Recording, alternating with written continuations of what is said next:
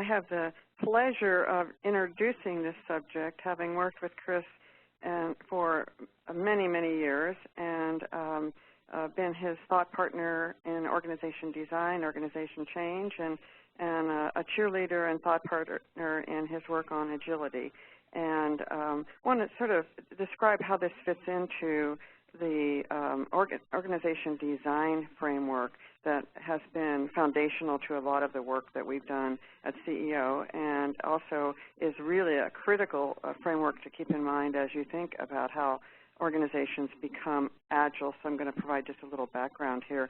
What the model that is on the screen is what we call the self-design model, and embedded in that is the design star, which is the components of design that come from Jay Galbraith that have been the foundation for our work, but probably for about 75 to 80% of the redesign in the world has used that star model that's embedded in there, which starts with organization work processes and capabilities, and includes structure and management processes and rewards and people processes, and that sort of design routine is pretty germane to most of the change that companies are going through in today's world. But what's on the self-design model is that it all starts with strategy. What is the organization trying to do, and how is it trying to use its resources to really create a viable and prosperous and competitive position in its space.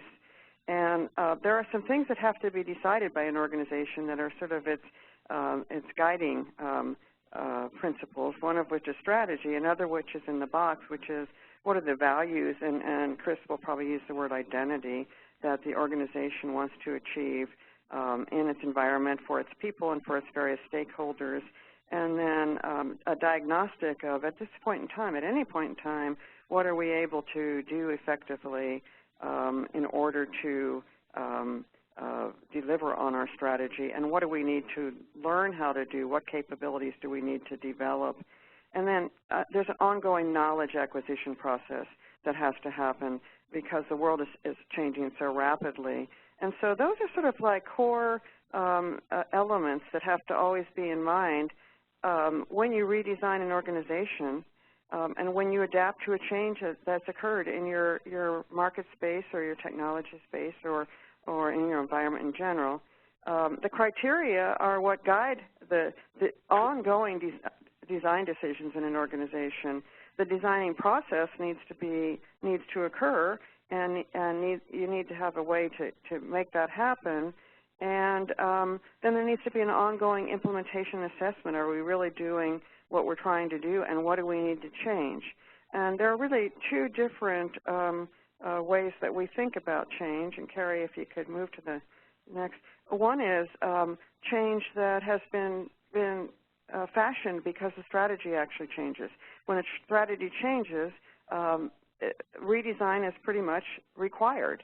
And so an organization needs to be able to adapt as strategies change. When people come in and steal your market space or create new capabilities that you have to incorporate into what you're doing, or new markets are created, et cetera, it requires a change in strategy. And as you know from the literature, no doubt, about 80% of those never get implemented because the organization has never changed to be able to deal with it. That's what we call sort of a big bang change, when a strategy changes, and Chris will talk about that. And the second mechanism is an ongoing process of redesign. And it could be in the context of a strategy change, or it could be in a context of ongoing opportunities, challenges, new portfolio acquisitions, or new market entries, et cetera, where the organization has to say, what does that mean for our design? And that's really ongoing. The organization has to have a way to do that through time, and really needs, in today's world, to have what we call a routine for doing that, something that sets it into an ongoing looking at how are we designed and how can we better articulate with what we're trying to accomplish. So Chris has carried out what I think is probably the most significant study of organization agility in today's academic and practitioner world for about the last 10 years. And he's really been looking at how do organizations develop the capability to implement new elements of their strategy in an ongoing way that adapt to opportunities and challenges in their environment. And how do they develop the ongoing capability to continually adjust? That's the green arrow. The way that their resources are being applied and the way that the organization, the operating model of the organization as embodied in the design of the organization. And he's going to talk about what he's learned, and most recently in a really interesting study that he's done with the Corporate Research Forum in London that looks at not only what is agility, but how organizations adjusting and what role has HR played. So, Chris, I turn the pen over to you, as it were. Thanks, Sue. Thanks, Sue. For those of you that know Sue and I, we're part of the Mutual Admiration Society. We love each other's work and love to contribute to each other's thinking about these different things. And certainly the self-design model has been a big part of that. And it helps us think about, it helps us describe to other people how we are, how we think about getting organizations to redesign themselves. Carrie, I'm going to ask Carrie to sort of be my slide monitor. From here in France, it's a little more difficult to get things across, so I'm going to ask her to help me move through the slides a little bit. To begin with, I want to just sort of set the stage. For those of you who have been through the course, you've heard Sue and I talk a little bit about agility. For those of you that haven't been through the course, I want to sort of lay some groundwork here and talk a little bit about what we know, what we don't know about agility in the big sense, and then drill down a little bit into the study that we did with the Corporate Research Forum in the UK specifically around kinds of the ways to think about designing HR organizations to support agility. And I want to start with this notion about agility is something that is right now, it's almost becoming a fad, which would be really too bad, but there's so many people talking about it in different venues. It's really sort of funny to me on the one hand.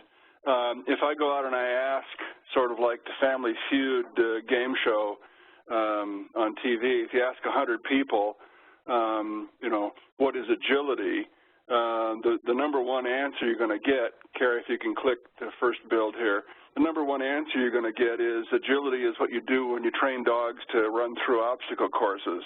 And, of course, that's not what we're going to talk about, but it is interesting that the subject of agility is so new that we really don't have any ways of thinking about it or talking about it, that most people, when they think about the term, refer to training their dogs.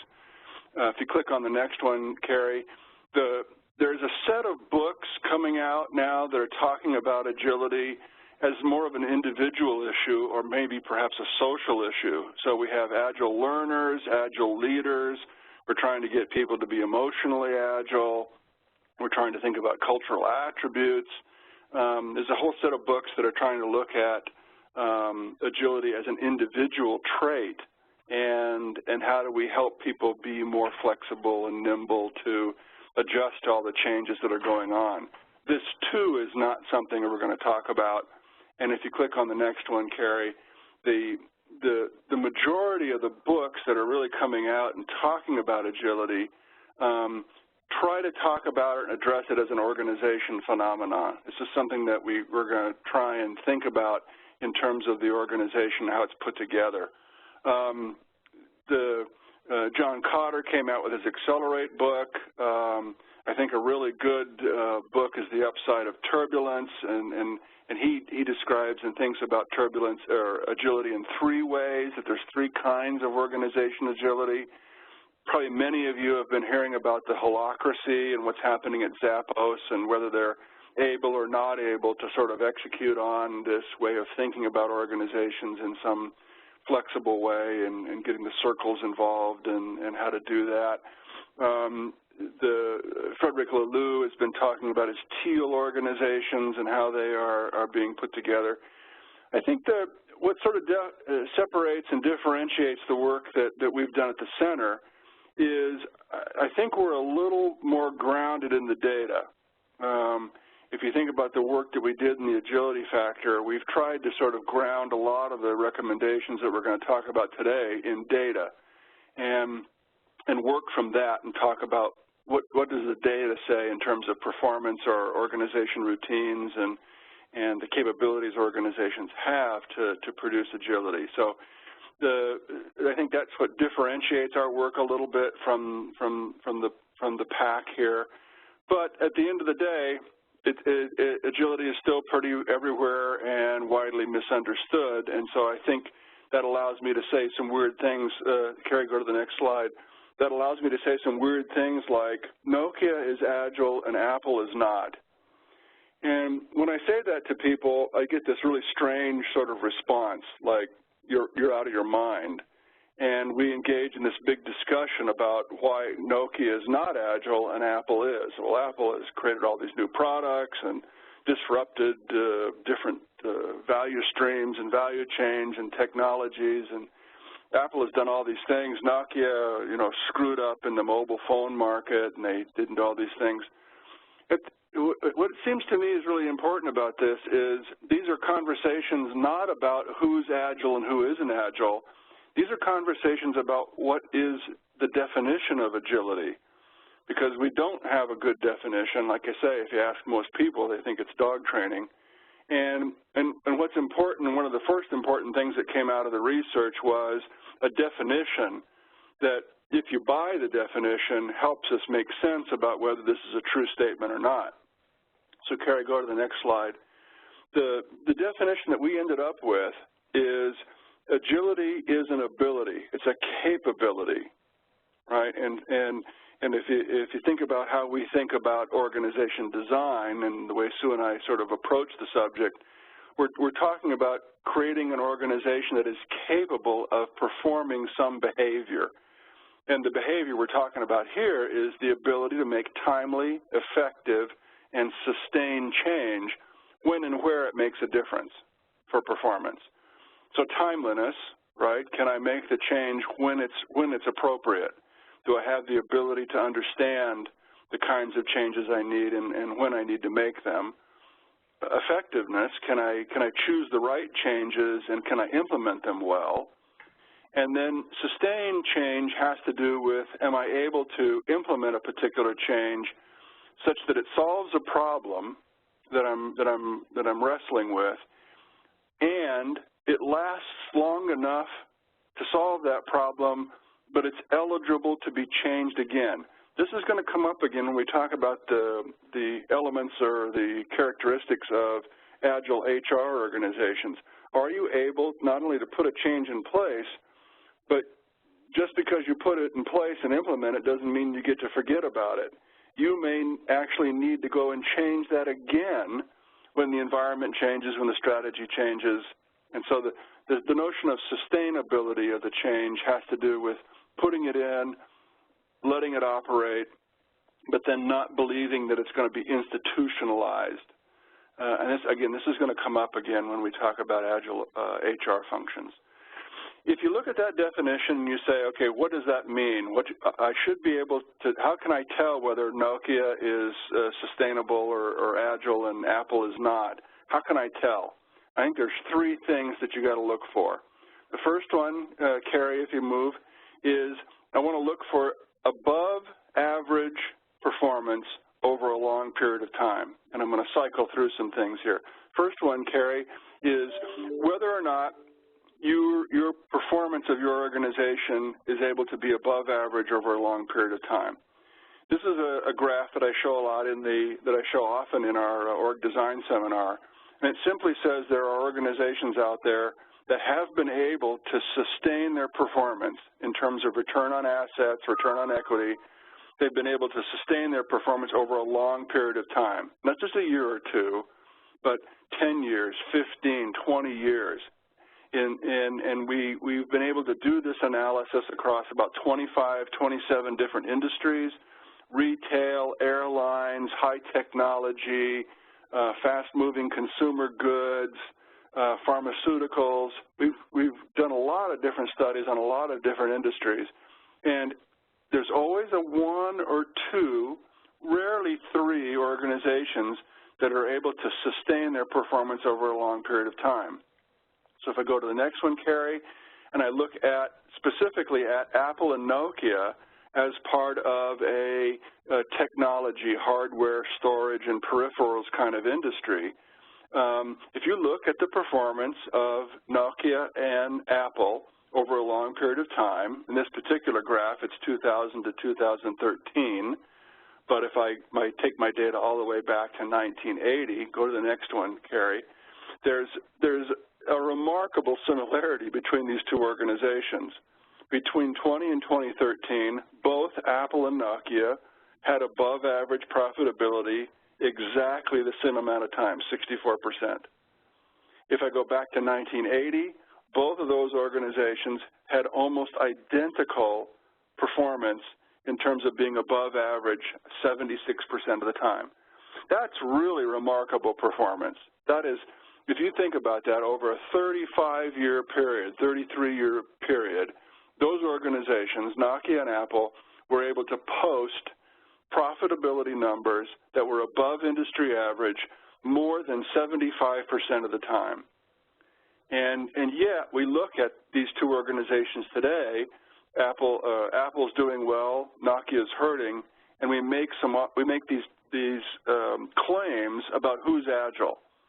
Well, if I put this data in front of you and I say who's agile, I think it's pretty hard to say one is more agile than the other, because they have both been able to do pretty well over a long period of time.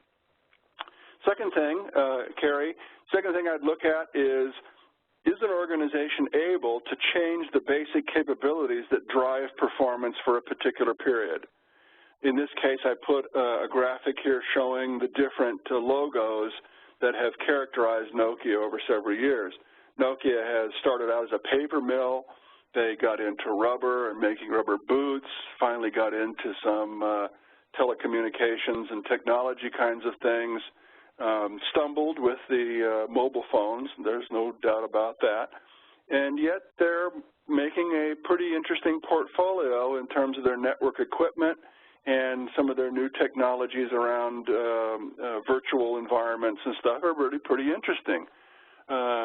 Nokia's been able to change the basic DNA of the organization, the things that make them successful. So these 2 outcomes, being able to have performance and being able to change your capabilities, I think are important aspects of agility. The third capability that I want to point out, Carrie, is a choice. This is quite different. Instead of being an outcome of your organization in terms of being able to change and perform well, the notion of being agile has to do with the extent to which you are able to generate these 2 outcomes. And this is a choice. And we represent this in terms of the agility pyramid. Carrie, if you can go to the next slide, I'll try and talk about this pyramid in a little more detail. We see capability as having a foundation in good management practice. And one of the things about our org design seminar is the extent to which we really reinforce the notion that if you're going to be effective on any dimension, whether it's related to your customers or your function or being agile, you have to have a really solid base and do the management practices, the management processes of the organization really well. That allows you to be like the best. It allows you to survive in most cases because you're good enough. If you want to be better than average, then you need to generate better than average performance. You need to possess some capabilities that allow you to differentiate yourself in the environment. And so organizations that have above average performance also tend to have capabilities that are unique. They're valued by the customers, they're valued by the environment, they're different from other people, and so the organization is able to differentiate its performance. One of the mistakes that we see organizations making, those that sort of don't understand the agile capability, is sort of an overcommitment to a set of capabilities that are producing performance today. If the organization overcommits to a certain way of doing things, if you build-in contracts with your suppliers, long-term contracts with your suppliers, if you create a set of leadership competencies that are validated and sort of really fully cooked and baked, and you try and hook performance management systems to those validated competencies, you're actually trying to prevent the organization from changing.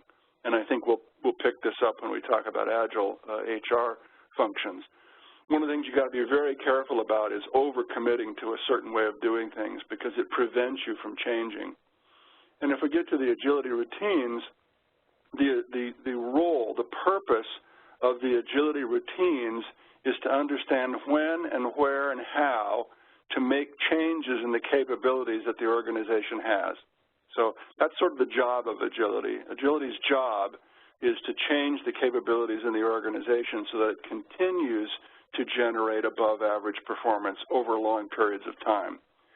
And one of the things that allows those capabilities to change, I'm sort of going from the bottom of the pyramid to the top, and now I'm coming back down again, right? The agility routines help the organization change the capabilities, but if you're going to change the capabilities, one of the things that you've got to rely on is a set of management practices that are not only good, but they're able to help the organization support change. So if you click one more time, Carrie, one of the things I've tried to sort of emphasize is how important that STAR model is. Sue and I have come to believe in the power of the STAR model. It's a systemic model. It makes you look at lots of different parts of the organization.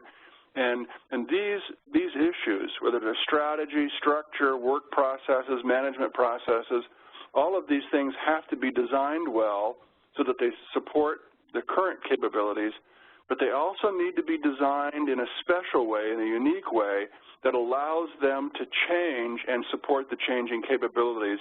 And that's kind of where I want to turn to now.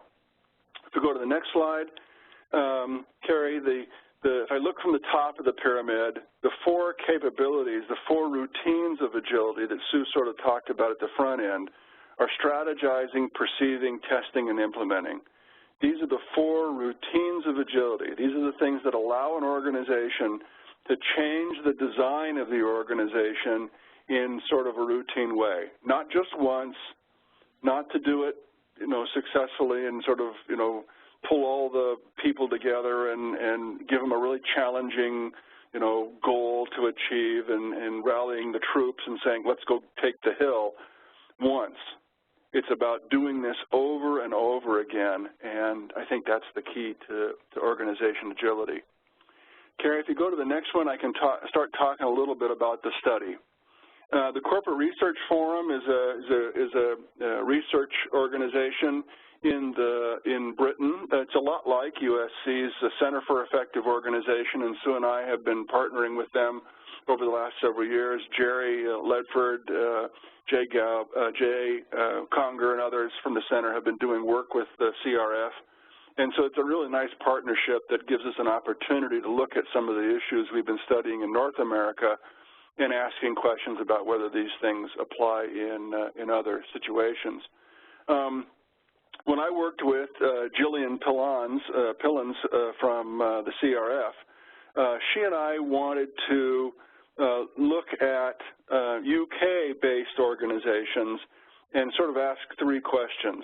One is we wanted to extend the research that we did at the center at CEO and say, do those same kinds of notions about perceiving and testing and implementing and strategizing, do those extend to UK organizations?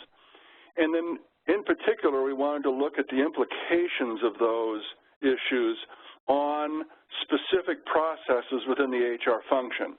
So we talked about talent management, performance management, leadership development, and change management practices, and tried to say, okay, with organizations that seem to possess this agile capability, do they also have different ways of organizing the HR function, and how do they set themselves up, and is that different from how you might look at traditional HR organizations? And third, we wanted to sort of look at the competencies. What are the HR competencies required to support Agile organizations. And most of my comments are going to be sort of focused on the middle part there. In other words, what are the practices and how are they designed to support agility? But I want to first talk about the first objective there and set the stage. Next slide, Carrie. The sample here, I think, is interesting because we had an opportunity to do a different sort of sampling process than we did in the study at USC. In this case, the CRF has a broad set of sponsors in the UK, and we were able to send out the agility survey to all of the people inside of all the sponsors of the CRF organization. And I think this represents a much more representative sample. I'll touch on this in a second when I show you the results. But I think we were able to get a much more representative sample across a broad set of industries in order to see how well these ideas of agility stand up. So you see the number of firms we were able to get from different kinds of industries and the extent to which those firms in those industries were able to sustain their performance for a long period of time. A long period of time in this case was 10 years. So we sort of looked at the performance of UK-based organization over 10 years and what percentage of the firms that we were able to look at were able to sustain their performance. As you can see, and it's very similar to the results that we got in the North American database, on average, about 17%, so about 1 in 5 organizations, less than 20%, have this performance pattern that we would say sort of resembles one of these outcomes or standards of agility in terms of high, consistent, above-average performance. Okay? Next slide.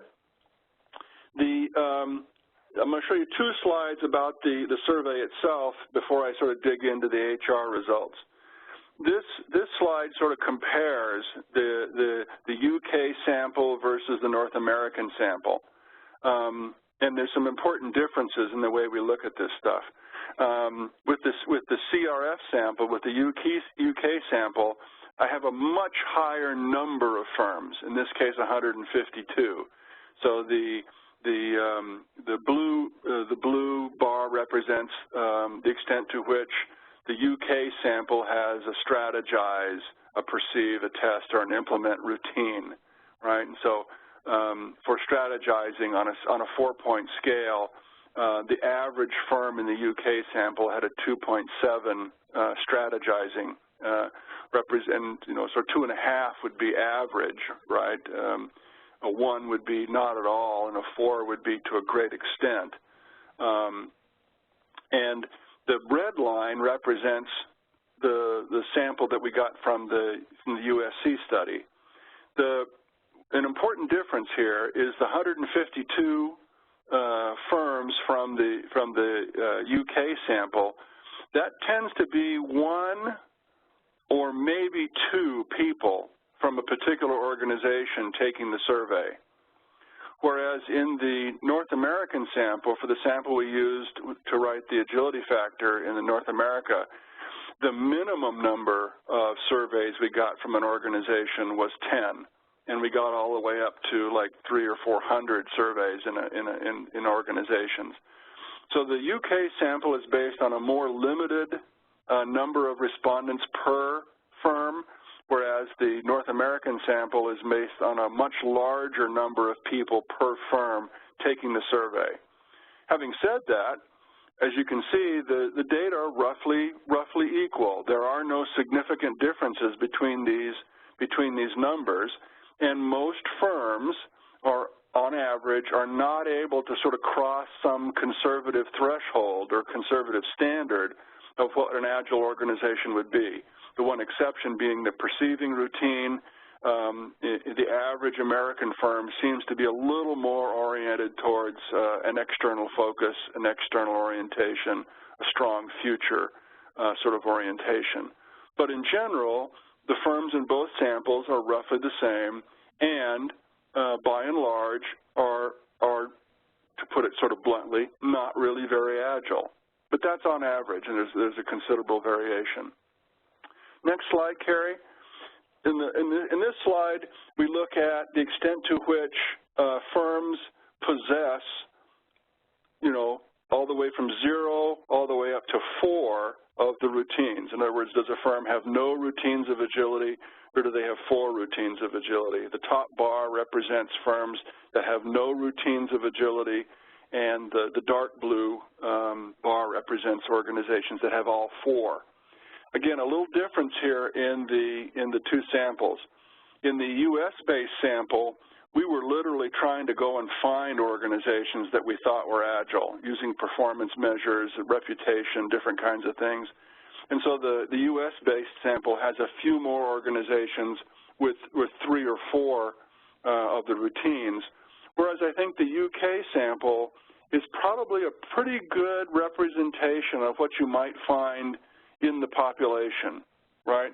I would say most organizations are not very agile. They don't have very many routines, and 35, 36% of the sample from the UK sort of says that, whereas 22% of the sample from the UK had all 4 routines. So I think that's a pretty good, I think that's a little better picture of what you might likely to find if you just take an average firm and sample it at random and ask whether they're agility. Overall, I think the routines by sample are pretty similar. Again, we kind of oversampled a little bit for agile firms in the U.S.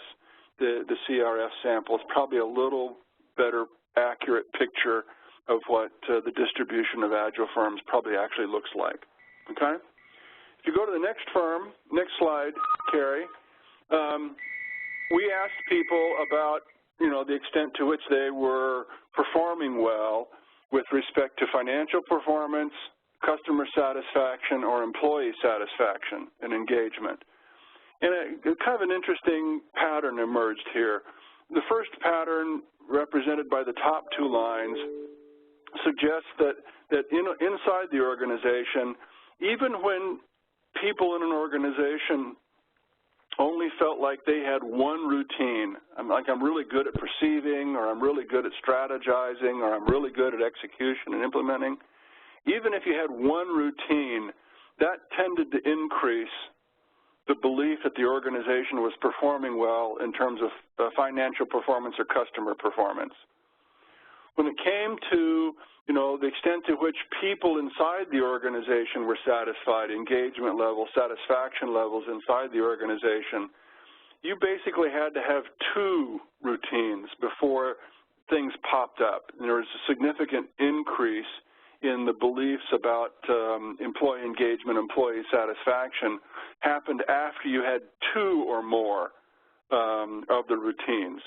So I think the message here is, if you're going to try and make the change to agility, certainly getting one routine is important, but you're going to probably have to get 2 routines for people to really feel like and begin to believe that their organization possesses some of the agility capability.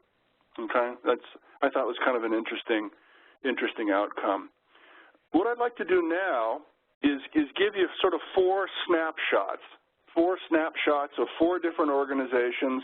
You've probably heard of 2 of them. You may not have heard of 2 others, but they give you a little glimpse into 4 of the organizations. We interviewed about 20 organizations, 20 HR functions, and asked them about how they organize and how they operate. And I want to talk about those a little bit and give you kind of a flavor for the data we were able to collect with respect to these organizations. So, Carrie, if you go to the next one. One organization I think most of you should be familiar with is Unilever, and I tried to portray Unilever a little bit here to give you a sense of the scope of this organization. It's a global organization. It has 20 or 30 brands, each of which probably generate $1 billion in revenue. It's a massive organization. It's a complex organization. And one of the things that are kind of unique about Unilever is the Sustainable Living Plan. they have a purpose inside the organization to not only grow their revenues, but to really dramatically cut their environmental footprint, make a contribution socially and environmentally to what's happening in the world. And most recently, as they have been trying to understand and get into emerging markets, they've recently sort of had some success at doing that. And so you see a lot of the financial analysts paying attention to the extent to which Unilever is growing in emerging markets, because they've sort of been able to figure out their design and how they work inside of these emerging markets to gain some traction in revenue growth. And so much so that they're now quite aware of their competition in these local markets, and they're concerned that the local competitors, because they're smaller and more nimble, they have to be more agile in order to compete. When you talk to the HR organization, one of the things that you hear them talk about is Project Half. And Project Half was an organization initiative. It was across the organization that asked people to look at different processes, routines, capabilities, competencies, and say, can we do that? Can we do that better by a half? Can we improve things by 50%? Can we reduce complexity by 50%? And one of the really interesting ones here was the extent to which HR went through that process and improved their performance management systems, the way how long it took, the number of forms that were used, how it was sort of deployed in the different organizations. And they went through that process and improved it. And a year later, went back to their organizations and say, how are we doing? And they say, it's still too complicated.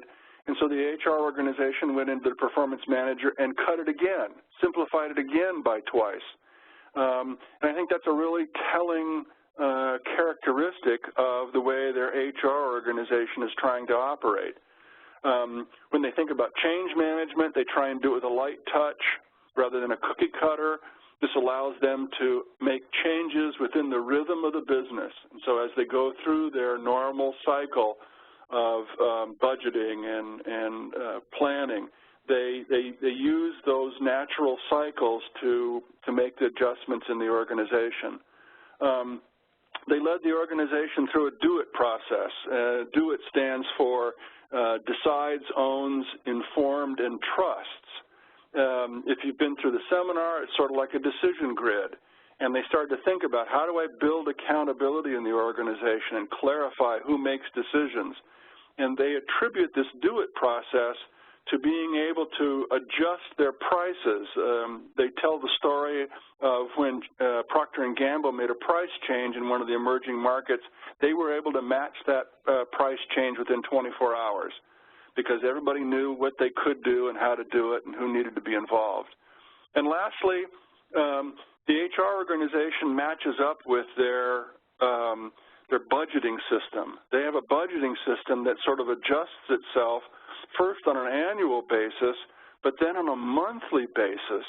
They look at the demands, the requirements of the business, what's happening in different markets, and they're able to make some adjustments on a monthly basis to different parts of the budgeting cycle, investment cycle, capital cycle, and the HR organization is right there with them.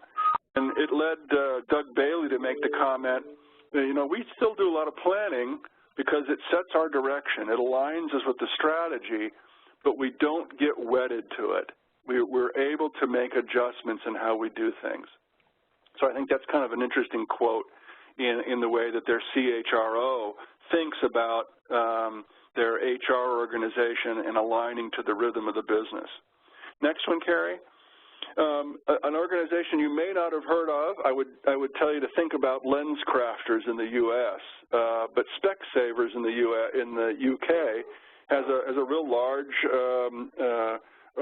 large presence and footprint in UK, Ireland, Scandinavia, as well as some really large operation in New Zealand and Australia. And the notion here is that this is an organization that tries to infuse the idea that partnership is in everything we do. They sort of don't like the word franchise when you talk about it, because they would much rather talk about whether or not the corporate organization and the local organization are in partnership, because they think that implies much more shared risk, shared opportunity. And as they have tried to engage in this global growth, they've been trying to think about, okay, this growth is putting pressure on all of our systems, and how do we adjust? So for the HR organization, this has had, a variety of implications. One of the things that the HR organization is trying to do is to put an emphasis throughout the organization on treating people like adults.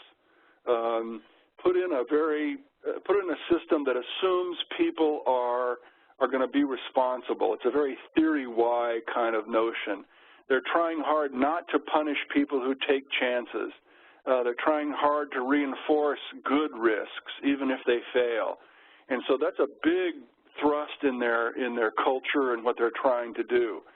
With their change management function, they've got a PMO organization, a program management office that, yes, it does the usual schedule, cost kinds of project management issues, but the focus of the PMO is working with teams to get them started fast, helping them think about how to design lateral coordination, helping them think about building collaboration, and when they're done, letting the team go rather than holding it on if it doesn't need to be there anymore.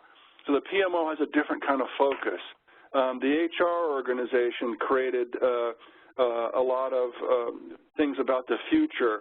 One of the ones that they played with was this notion about setting individual performance goals and then charging the HR organization with, what is our role in that? How do we communicate it? How can we improve the way goals are set with individuals? How can we monitor whether or not those goals are being set and mapped into our reward system? They're trying to just get better at the things they do. They've been shifting their philosophy toward thinking about talent as a global resource so that they can move people around. And I thought this was really interesting. They set objectives and pay bonuses on a quarterly basis. And the UK HR director says, this just really helps us think about creating these conversations that allow us to go faster. And again, I think that's a really interesting sort of notion. Carrie, the next one. Again, you may not have heard of BUNZL. This is a international distribution and outsourcing organization. They've been growing a lot through acquisitions lately. And the challenge here for their organization is how do we keep this very decentralized sort of strategy and still control the operations?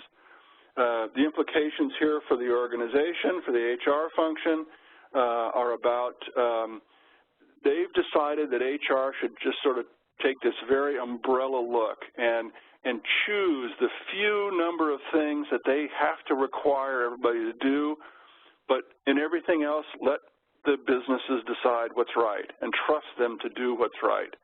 So HR has very few must-dos and a lot of things about recognizing that the different organizations are going to do what they need to do in their local markets. They give, one of the must-dos is really tight financial control. We need to understand what your contributions are going to be financially, but letting the owners of the local businesses decide what's best for them.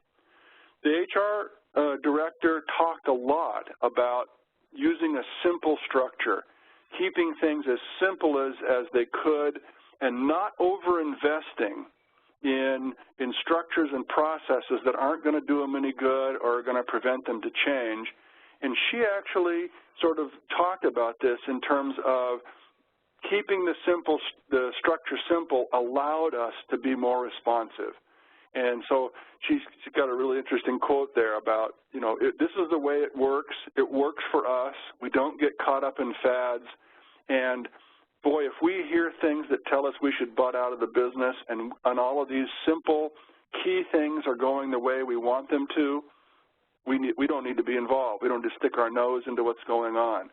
And so they are trying really hard to figure out what are those critical control points that they must have tight information about, and everything else can be sort of let go. Sort of reminder, it reminds me a little bit of the old In Search of Excellence, right?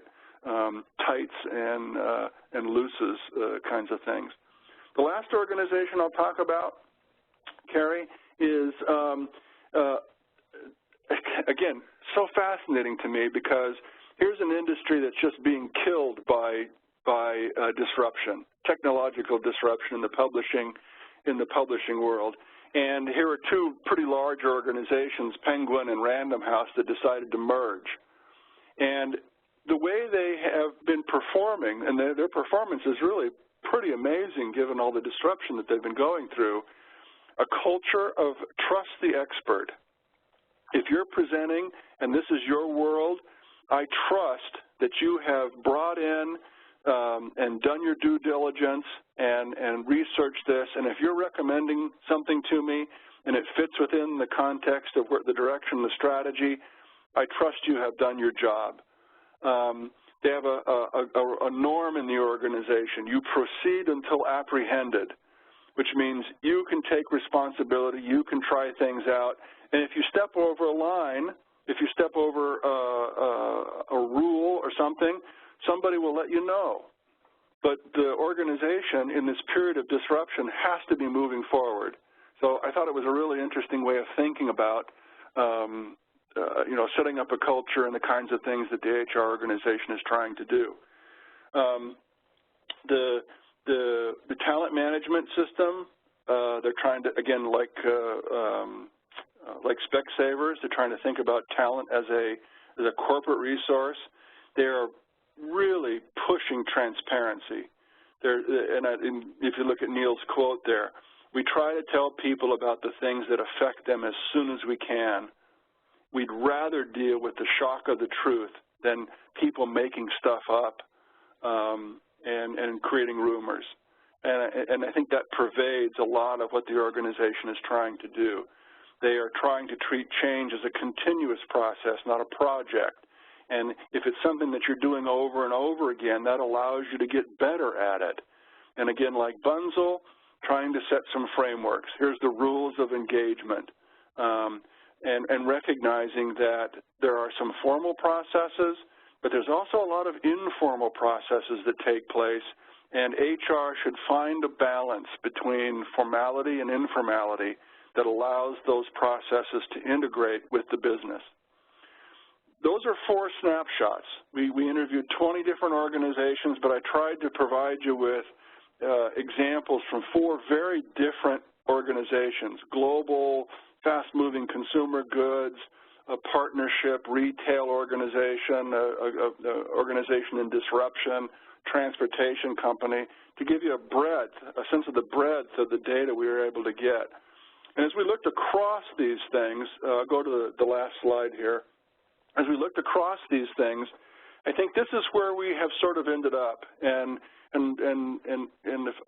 I think if, when people listen to Sue and I talk, one of the reasons that people sort of like to play with us is when we say something, we try and demonstrate that it's grounded in data. Sometimes, we can talk about opinions, but Sue and I try and provide you with data and findings and principles where we're grounded in what people are talking about, how they're operating, how they're working. And if I think about these different stories we've heard, the first thing I want to talk about is the base of the pyramid, the base of the agility pyramid. You've got to design your HR systems well. They have to be aligned to the strategy. They have to be good at improving themselves, sort of a plan, do, check, act. You got to be good at being able to improve on these systems, and those systems need to support each other. So in the STAR model, the way you do your people systems has to support the reward systems has to support the structure, it has to support the way you do work. These are the things HR systems have to do right because they're good, they're solid, they're basic. And organizations that can't get the basics right are going to have a real hard time doing the advanced stuff well. So the first column here is about doing things right and designing your management and HR processes so that they're fundamentally correct. What we think we see in Agile organizations is two little twists that you got to put on your HR systems. The first one is you have to design your HR systems to be flexible. And you can get flexibility in a couple of different ways. One is be really clear about what the purpose of the process is. Why is talent management there? What are you trying to do with your change management, leadership development, performance management system? Are we really clear about the process and the purpose of the process? And secondly, be more focused on effectiveness than efficiency. If you're really clear about the purpose, if you have a basic plan, do, check, act logic in place, you're going to have to create the organization and make it be as effective as you can. Make sure people are rewarded for doing a process that is effective, not rewarding them for making sure they check all the boxes and do all the steps of the process. It's more important that the process is effective than efficient, because one of the things you know for sure is that process is likely to change as the strategy changes or the environment changes. And another way you get flexibility is you build in a wide variety of inputs. We talk about this in the course about your maximum surface area, or a lot of different people in touch with different stakeholders, and can they bring those ideas into the organization and input them into the processes of the organization. So do you use customers to help you set goals? Do you understand how other organizations are redesigning their performance management systems? Are you paying attention to what's going on out there, and are you pulling those into the organization's HR systems? The other thing you got to think about, in addition to being flexible, is you have to have, I call it fast, but I don't think fast makes for flexible and fast. I get a little alliteration out of it. But what's more important than fast is you have an appropriate cycle time. I think if you notice those snapshots I gave you, not everybody operates on an annual basis. Sometimes it's a quarterly, sometimes it's semi-annual. And do your systems of goal setting, performance management, change management, leadership development, do those adjust and adapt at a rate that matches your environmental change, so that you're always changing in a way that keeps you up to speed? I think one of the ways to do that is keep stuff simple. I think you heard a lot of people in those snapshots talk about keeping things simple. If you can't explain, I think about the movie Philadelphia and Denzel Washington, right? Explain it to me like I'm a 2-year-old. If your system is so complex that you can't explain it, then how is anybody else supposed to understand it, let alone keep it effective and flexible? And then the last thing is the transparency. We've got a lot of things that have to be moving around quickly, and if it's really hard to find information, it's hard to make decisions, and that slows things down. Those are what I think we found. Jillian and I, when we did the study, we think we found these sort of basic notions, and we confirmed those. You've got to have well-designed systems. Agile HR systems are also flexible, and they're also adjusted and designed in ways to allow them to be a little faster than the annual system. And so with that, I'm going to stop, see if we've had any, I've been kind of rambling on here. Let's see if we've got any questions that we can take, and we'll spend a few minutes talking about that and see what your reactions are to this information. I guess you can't hear me. Yeah, I can. Go ahead. Okay. Do you consider agility to be continuous change or continuous transformational change? Trying to understand the role of a change pivot versus a complete disruption. That's the question on the chat box. Yeah, I saw that. See that? And it goes back to Sue's first comments, right? Agile organizations are able to make both kinds of changes. When there's a disruption in the external environment that causes you to have to make a big change in the strategy or the technology of your organization, Agile organizations are able to adapt to that. sometimes, as Sue mentioned at the beginning, sometimes you're just making adjustments because customer changes or you enter a new market or new systems become and new technologies become available. They're not terribly disruptive, but you have to adapt to them. And so I think at the risk of being a little flip, I think both of these things are true. Agile organizations have the ability to make these changes on a routine basis, not just once, but over and over again. And I think that you would probably expect an Agile organization to be in continuous change as opposed to every once in a while going through a very disruptive transformation. But even if they have to go through the transformation, the Agile organizations just are equipped with the skills, knowledge, design, routine processes that allow them to do that. So, you know, again, at the risk of being a little flip to your answer, I think they're able to handle both of those kind of changes more routinely. Sort of a corollary of that question is, are these capabilities and these changes in all parts of the organization, or do you see organizations that struggle that some parts really need to be agile and quick and others are much more routine in the work that they do and that they need to have a sophistication to know what's what? Yeah, so the question about, you know, is agility, can agility be defined to a particular part of the organization? I think that's Donald Sull's argument. If you read The Upside of Turbulence, his argument is that you can have operational agility, strategic agility, and there was a third one that I just can't remember off the top of my head. I think he would argue that, you know, given your industry and environment and nature of your business, that you might be able to get away with, you know, a more flexible, nimble part of your organization. I think our argument, the one that Sue and I try and make, is that agility is rooted in your design, and design is a systemic concept that requires that the organization look at the whole piece, look at all of the organization and how it's put together. Because if you are operationally agile, that's great, but what happens if you need to be strategically agile and you're not? You're able to execute and implement changes inside your operations very easily, but you need to make a shift in your portfolio or the business or the markets. Now you're stuck.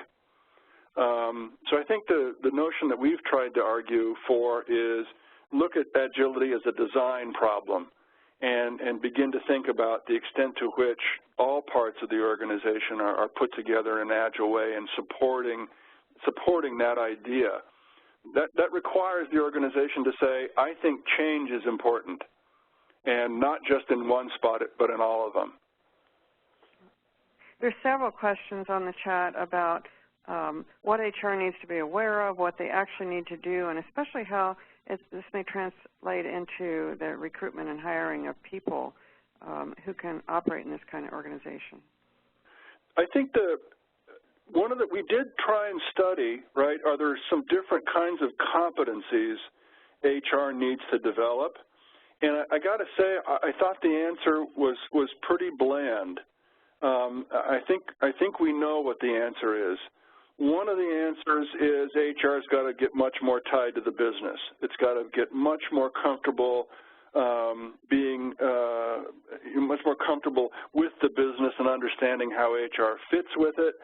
And I think we all sort of know that intuitively, but a lot of people said that was an important part of their transformation in helping HR do that. The second one was maybe a little more nuanced, but again, I think we would all sort of recognize it. HR has to get much better at design. And when I say design, I don't mean just the notion of the STAR model, but being really good at asking questions, diagnosing, being aware of what's going on in the organization, and being able to translate inquiry, awareness, understanding into options and alternatives that the business can use productively to think about how to change.